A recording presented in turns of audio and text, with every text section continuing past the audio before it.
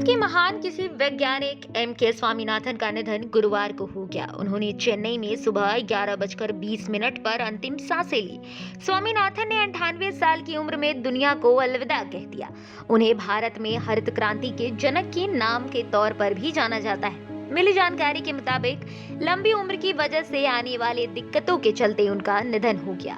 MS. Swaminathan का पूरा नाम मानकोम्बु संवासवन स्वामीनाथन था। कृषि के क्षेत्र में विशेष योगदान के लिए भारत सरकार द्वारा साल 1972 में उन्हें पद्म भूषण से सम्मानित किया गया था। एम.एस. स्वामीनाथन का जन्म तमिलनाडु के कुंभकोणम में 7 अगस्त 1925 को हुआ था। उनके पिता एम.के. संवासवन एक सर्जन थे। जब वह 11 साल के थे तब उनके सिर से पिता का साया उठ गया। उनके बड़े भाई ने उन्हें पढ़ा लिखा कर बड़ा किया। उन्होंने अपनी शुरुआती शिक्षा कुंभकोणम में ही हासिल की। उनके कृषि क्षेत्र में दिलचस्पी की वजह से उनके पिता का आजादी की लड़ाई में हिस्सा लेना और राष्ट्रपिता महात्मा गांधी का प्रभाव रहा। दोनों लोगों की वजह से उन्होंने कृषि के क्षेत्र में उच्च शिक्षा हासिल की। अगर ऐसा नहीं हुआ होता तो वो पुलिस अफसर बन गए होते। दरअसल साल 1940 में उन्होंने पुलिस अफसर बनने के लिए एग्जाम भी क्वालिफाई कर लिया था, लेकिन फिर उन्होंने कृषि क्षेत्र में 2 बार बैचलर की डिग्री हासिल की। स्वामीनाथन डिपार्टमेंट ऑफ एग्रीकल्चर के वैज्ञानिक थे।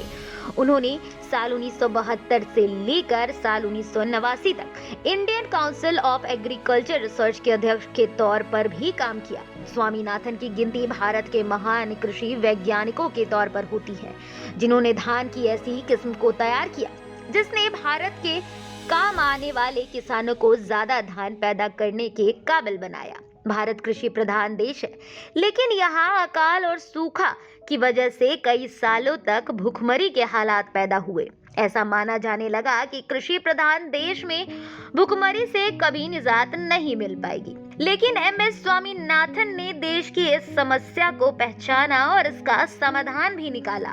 उन्होंने सबसे पहले गेहूं की एक बेहतरीन किस्म की पहचान की। ये मैक्सिकन गेहूं की एक किस्म थी।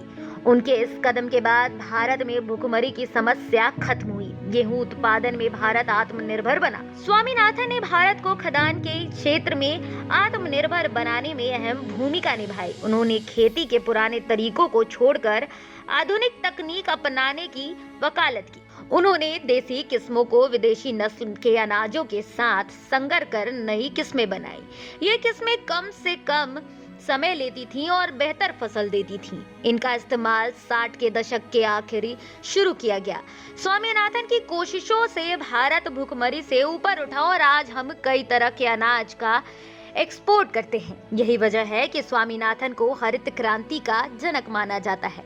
एम.एस. स्वामीनाथन की पहल के बाद हरित क्रांति के तहत देश भर के किसानों ने गेहूं और चावल से ज्यादा उपज वाले बीज लगाने शुरू किए। खेती में आधुनिक उपकरणों का इस्तेमाल होना शुरू हुआ। वैज्ञानिक विधियों से खेती होना शुरू हुआ।